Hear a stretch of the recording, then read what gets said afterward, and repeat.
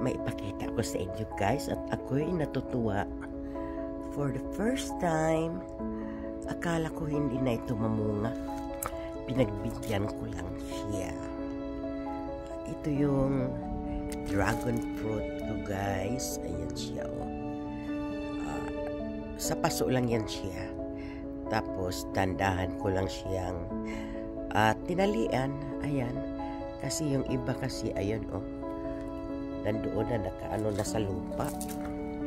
Ayan siya guys oh.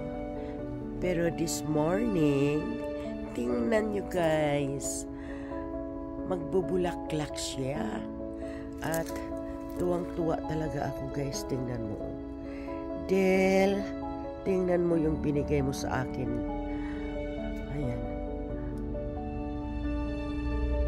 Finally Del, nagbulaklak na ang aking dragon fruit. At aabangan ko pa yung iba. Sana magbulaklak din siya. So yan guys, nabulaklak na ang aking dragon fruit.